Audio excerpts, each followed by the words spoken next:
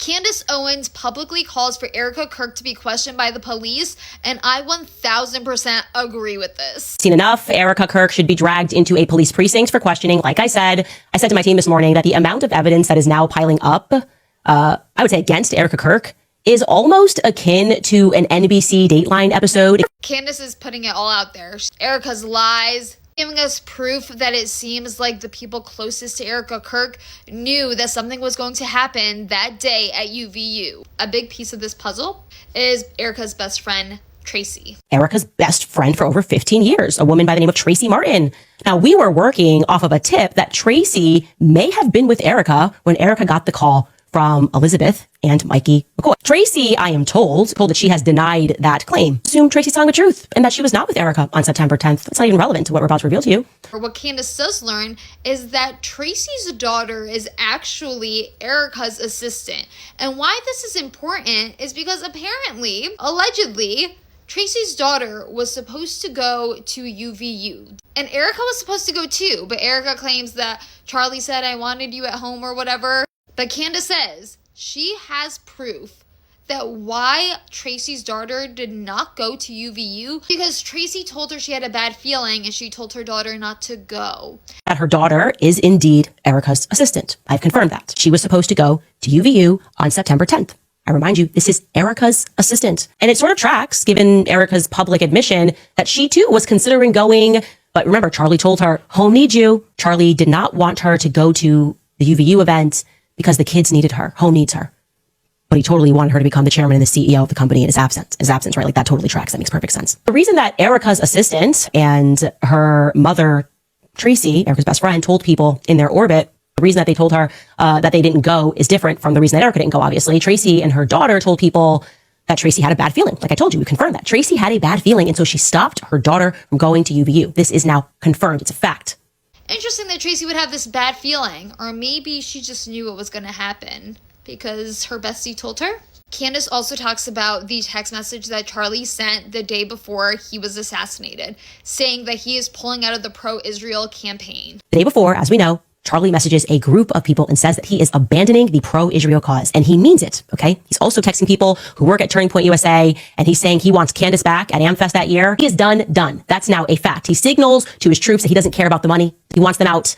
He then has what looks like an emergency Zoom call with Rabbi Wolicki. Now, I want you to bear in mind, this is 4 a.m. in Israel. He's going to jump on this call with Charlie. He was on the chat 2 hours earlier before this call when Charlie said that he would no longer be bullied by Jewish donors. Josh and the rabbi, 2 hours later, are going to jump on this call. And later on, after Charlie was assassinated, Josh and Erika, to my face, they're going to say that chat was really not a big deal. That chat wasn't a big deal. Charlie was just blowing off a little bit of steam. He didn't mean it. I'm going to do a part 2 to this, guys, but Candace is definitely onto something. We've all had this feeling about Erika, and if you see all this in front of your face, this evidence, these lies, and you're sitting in here and you're like, no, she is a poor, grieving widow, then you are blind. This is Megyn Kelly on Piers Morgan, and she makes an incredible point that they're all coming after her. I don't know why she's always responsible for what I say, even though we don't agree. I don't even go on her show. But they don't go after people like Piers Morgan, who actually does platform me. Take a listen to what she had to say. And just on Candace Owens, you've been very supportive of her, not critical, even though she, I would argue, and I have to her face when I've had her on the show, well, I get on well with Candace, but some of the stuff she's been doing in relation to Erika Kirk, Brigitte Macron, and others, I do think is really regrettable, kind of conspiracy theory nonsense just for clicks and money. Why would you hesitate before criticizing her over stuff like that? I've criticized Candace many times over the years. We've had many public fights over the years. But isn't it interesting that you will, quote, platform Candace? She hasn't been on my show in several years, but I get all the hard time. Why am I getting that? You're the one, quote, platforming Candace Owens. She and I don't have that kind of relationship. Candace took a bunch of crap because she was very anti-Israel in the Gaza war. And it became a thing where you had to say she was terrible in her positioning. And then after Charlie died, she started questioning whether Israel had any role in it. And that's when they really tried to amp up the pressure on me to condemn her. And I refused because Charlie was starting to have serious questions about Israel. not just its role in the Gaza war, but its influence on American politicians, something he and I spent hours and hours discussing. So I had no problem with Candace Owens asking those questions. And I refused to condemn her because I was under pressure from these people who wanted me to.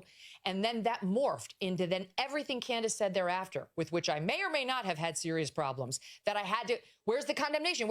And it was all really about the Israel thing. And I'd rather die than bend the knee to these people. I'd rather die than bend the knee. It won't happen. I didn't raise my fist and say BLM, and I'm not going to condemn the people they want me to condemn just so that I can get a little pat on my head from them. It's not important to me. What's important to me is I live free. And that, frankly, is what it means to be an American. Erika, you have to sue Candace. You must sue Candace, or everybody's going to assume that she's telling the truth. Even your PR extraordinaire, Andrew, knows that. And it can't be some lawsuit like, oh, breach of some ridiculous contract or whatever. It has to be a defamation lawsuit for what she said yesterday. But you're in a pickle. I'm not going to lie. You are in a tough spot because you've said a lot and you lied to her face. She really doesn't like liars. She's not enticed by money. There will be no settlement. She will go to court. She will go to trial. And it will be the trial of the century. So all eyeballs will be on that. Yeah, and you said you had his phone, so you can't just disappear that. Then he had his wedding band off, put it on to go in public. He thought he was going to be unalived and he slept in a different room than you. That doesn't look good either. That's disregarding everything else that Candace has found. And we all kind of think Candace has a picture. She's pretty confident. She wants you to sue her. She wants discovery. But you guys can't really do that, can you? Yeah, that's tough. That's a vertical hill you're looking at. That sucks. I'm not gonna lie. But if you're telling the truth, if the truth is on your side, you can climb that hill. You can do anything through God who strengthens you, if God is the one strengthening you. So, yeah, this might be where the rubber meets the road. Doesn't look great, but at least you have $1 billion.